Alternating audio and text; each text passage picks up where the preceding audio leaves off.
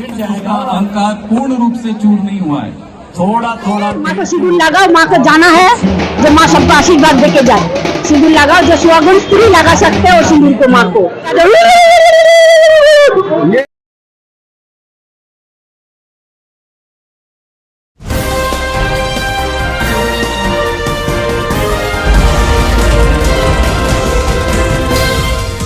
मैं योगी पांडे 24 टाइम में आपका स्वागत है। आइए देखते हैं आज की तारीख। माँ आए, माँ को सिंदूर लगाओ, माँ को जाना है जो माँ सबको आशीर्वाद देके जाए। सिंदूर लगाओ, जो सुहागन स्त्री लगा सकते हो सिंदूर को माँ को। और आपको मुझे तो कोई आवाज भी निकल जाती है। हाँ, वो बंगाली का जो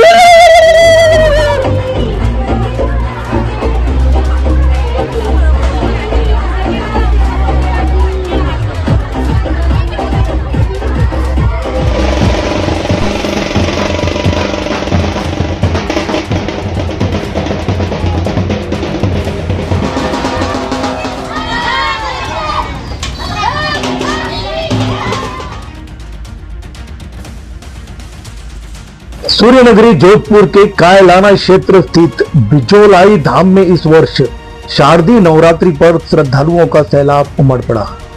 यह धाम अपनी प्राचीनता और आध्यात्मिक शक्ति के लिए जाना जाता है।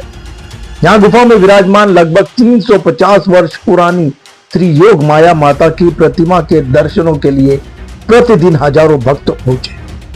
तो वहीं जूना खेड़ापति मंदिर में गरबा महोत्सव का जादू श्रद्धालुओं में दिखा। गरबे की बीट पर मराठी और राजपूती वेशभूषा में शहरवासी दिल खोल कर झूमे। गुफा वाला यह प्राचीन मंदिर अपनी आध्यात्मिक महत्ता, चमत्कारिक अनुभव और प्राचीनता के लिए प्रसिद्ध है। हर साल नवरात्रि पर यहाँ विशेष अनुष्ठान और पूजा अर्चना संपन्न होती है। इस वर्ष भी महामंडलेश्वर सोमेश्वर गिरी महाराज के सानिध्य में भव्य आयोजन किए गए, जिनमें दुर्गा सप्तशती पाठ, हवन, विशेष आरती और रात्रि जागरण शामिल है। शारदीय नवरात्रि की पावन बेला में इस बार भाई जी का तालाब क्षेत्र दिव्य उत्सव का प्रमुख साक्षी बना। यहाँ वृद्धाश्रम के पीछे स्थित पांडाल में बंगाल की परंपरा और राजस्थानी आस्था का संगम दिखा। जोधपुरी बंगाल स्वर्ण शिल्पी सोसाइटी अपने 10वें दुर्गा उत्सव का आयोजन कर रही थी, जिसमें मां दुर्गा का स्वरूप आधे किलो सोने के आभूषणों से आलोकित हुआ। तो देवी माता को विशेष कलकत्ता से मंगवाई गई बनारसी साड़ी धारण करवाई गई। लगभग 8 से 10 फीट ऊंची इस प्रतिमा को गंगा की मिट्टी से गढ़ा गया था। साथ ही मां लक्ष्मी, सरस्वती, गणेश और कार्तिकेय की प्रतिमाओं को भी बनारसी परिधान पहनाए गए। उत्सव का समापन परंपरानुसार प्रतिमाओं के उमेद सागर विसर्जन के साथ हुआ।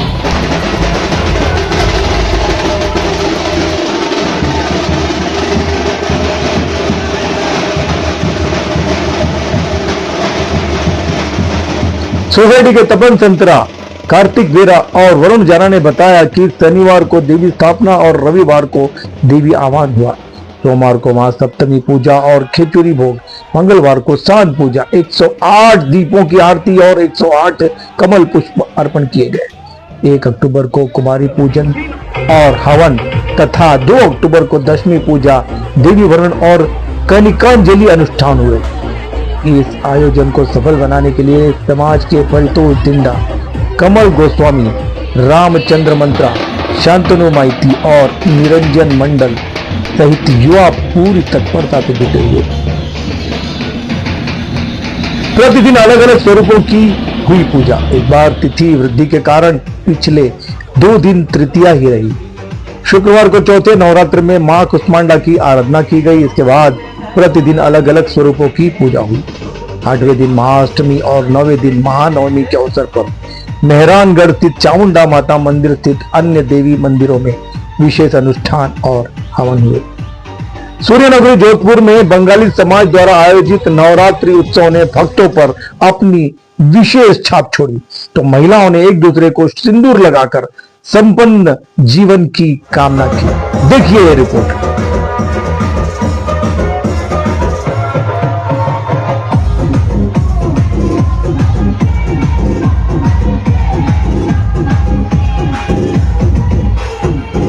बंगाली समाज द्वारा 5 दिवसीय पूजन के आखिरी दिन सिंदूर पूजा की रस्म अदा कर माता जी का विसर्जन किया गया। सिंदूर पूजा में माता जी की पूजा कर उन्हें सिंदूर लगाया जाता है, फिर महिलाएं आपस में सिंदूर लगाती हैं। ये बंगाली समाज का एक बड़ा त्योहार है।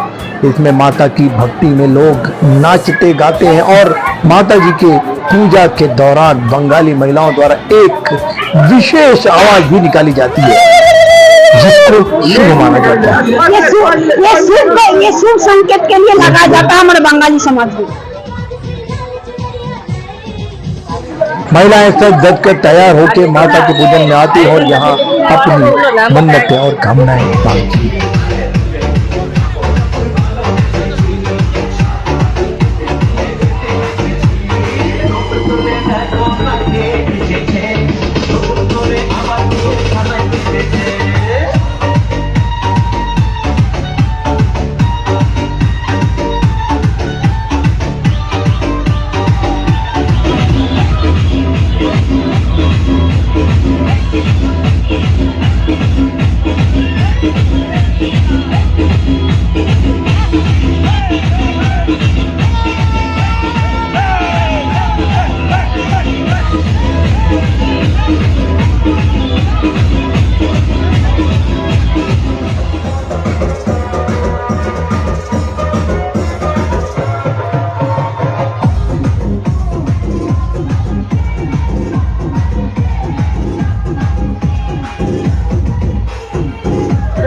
हाँ बताए।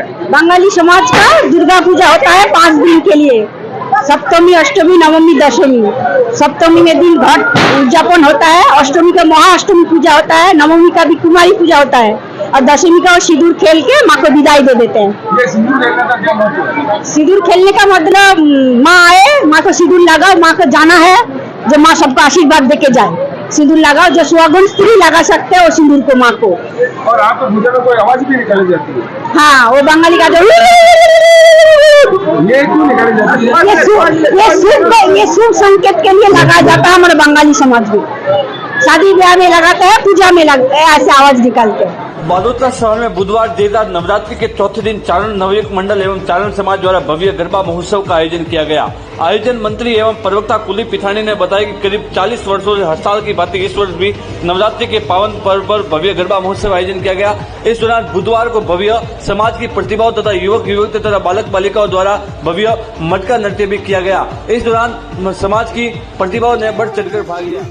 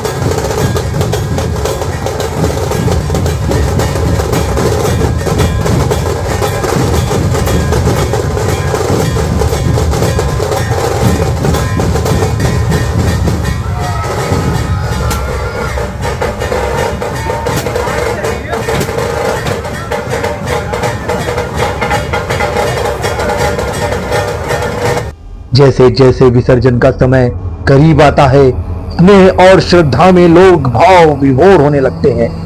माता रानी की विदाई देते समय भक्तों की आंखें नम हो चली थी। यहाँ 2 अक्टूबर को दशहरा पर्व भी बड़ी ही धूमधाम से मनाया गया। अम्बे जगदम्बे माँ की जय, जय भवानी के नारों के साथ सभी भक्तों ने माता रानी को अंतिम विदाई दी और इसी के साथ नवरात्रि के पर्व का समापन हुआ। अधर्म पर धर्म की जीत के इस महापर्व विजयदशमी की तैयारियां पूर्ण हो चुकी हैं और आगामी 2 तारीख को हम विजयदशमी मनाने जा रहे हैं, जिसमें नगर निगम जो अपनी अहम भूमिका इस पूरे पर्व में निभाता है, जिसकी शुरुआत मेहरानगढ़ दुर्ग में मां चामुंडा और प्रभु श्री राम की पूजा अर्चना के साथ साथ शस्त्र पूजन की आराधना के साथ हम वहां से प्रभु श्री राम की सवारी लेकर पूरे नगर निगम परिवार के साथ वहां से निकलते हैं और हमारे साथ रास्ते में बैंड बाजू के साथ साथ जोधपुर शहर के सभी अखाड़े, व्यायामशालाएं और हमारे जनता और हमारे जनप्रतिनिधि सभी हमारे साथ इस मेले में भाग लेते हैं और बहुत ही ऐतिहासिक मेला ये मेहरानगढ़ दुर्ग से निकलकर रामलीला मैदान में पहुंचता है और यहाँ गोधुली बेला में हम रावण दहन करेंगे, जो कि 70 फीट का इस बार तैयार किया गया है। जैसे कि हमारे मेला अधिकारी ने आपको बताया कि लगभग 55 लाख की लागत इस पूरे मेले में आई है और सभी तैयारियां पूर्ण कर ली गई है और प्रशासन और अन्य विभागों के साथ मिलकर हम इस मेले को पूर्ण रूप देंगे और बहुत ही सफल आयोजन इसका हम करेंगे। गोधुली मेला में रावण और उनके परिजनों का पुतले का दहन किया जाएगा, जैसा हर वर्ष किया जाता है उसी के अनुरूप की ये व्यवस्था संपूर्ण की गई है। जिन 5 पुतलों का दहन किया जाएगा उनमें रावण, मेघनाथ, कुंभकर्ण, शूर्पणखा एवं ताड़का, इन 5 पुतलों का दहन किया जाएगा। इसमें रावण के पुतले की हाइट लगभग 70 फीट ऊंचाई की रखी गई है।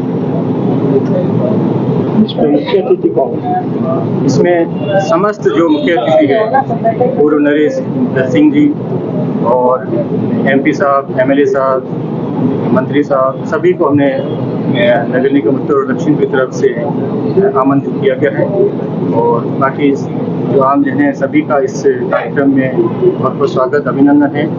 और इसके संबंध में जो भी व्यवस्था है तो हमने लगभग हम 15 दिनों से इसकी पूर्ण तैयारियां कर रहे हैं और जिसमें काफ़ी हद तक हम सक्सेस भी हो गए।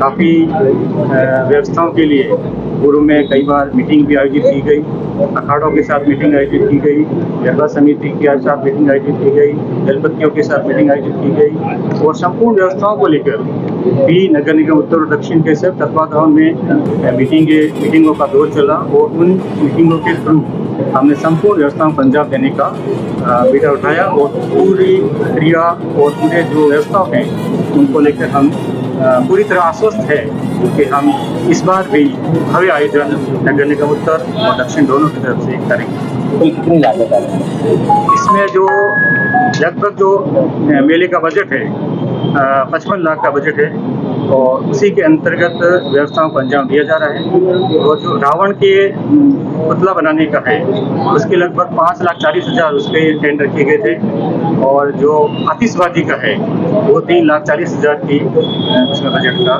रखा गया। नमस्कार, मैं त्रियोगी पांडे, आप देख रहे हैं 24 टाइम न्यूज एंड एंटरटेनमेंट। अब रुक करते हैं राजस्थान की, देखते हैं जोधपुर की कुछ खास खबरें।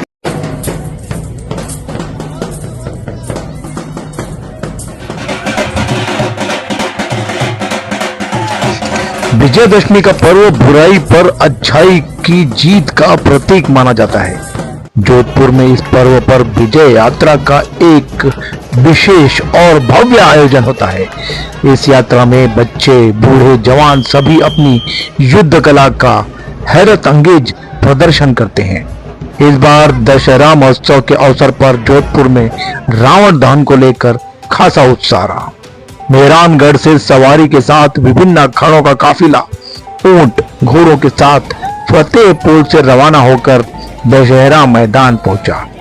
रास्ते में अखाड़ों में बच्चों, बच्चियों, सभी ने अपने हैरत अंगेज करतब दिखाया जो रोमांचक थे। दांतों से गाड़ी को खींचना, मुंह से आग के गोले निकालना, बच्चों द्वारा तलवारबाजी, ऐसी युद्ध कौशल करतबों ने जनता का मन मोह लिया।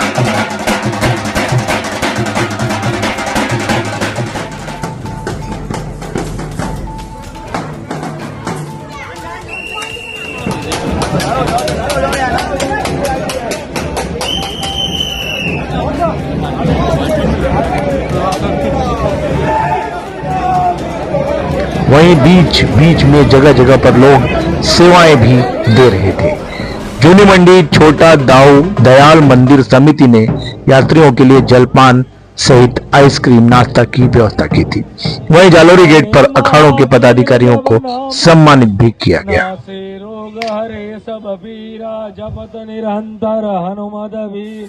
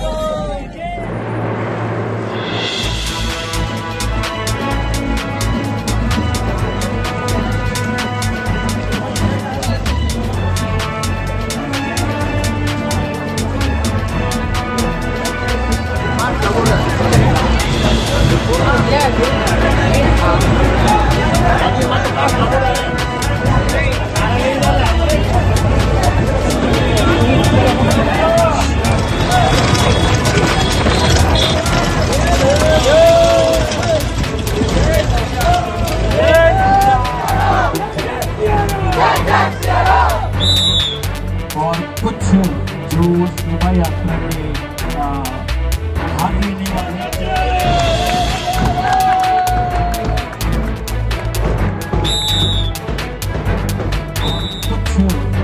शोभा यात्रा के भाग लेने का अहंकार पूर्ण रूप से चूर नहीं हुआ है।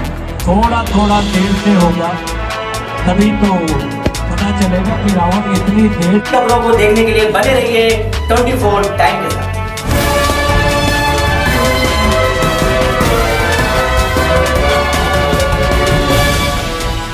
Available on Google Play and App Store. Download it now. यहाँ वहाँ जहाँ तहाँ मत पूछो कहाँ कहाँ फेंको मत। जल में भी थल में भी अगल बगल में भी फेंको मत।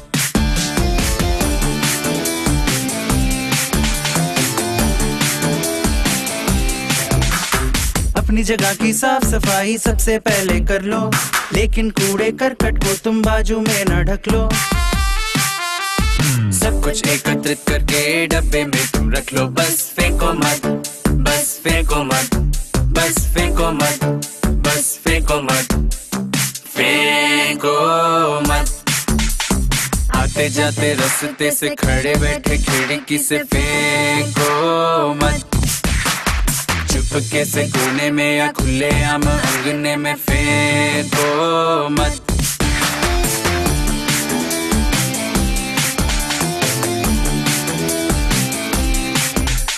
गाड़ी को ठेले को अच्छे से चमका के रखना, लेकिन बदले में रास्ते को कभी न गंदा करना। जेब में हथेली में रखकर सही जगह पहुंचाना। बस फेंको मत, बस फेंको मत, बस फेंको मत, बस फेंको मत, फेंको मत। नली में ना, नाला में ना, कुइया ना, तलैया में ना, फेंको मत। नदिया की धार में ना, सागर किनारे में ना, फेंको मत।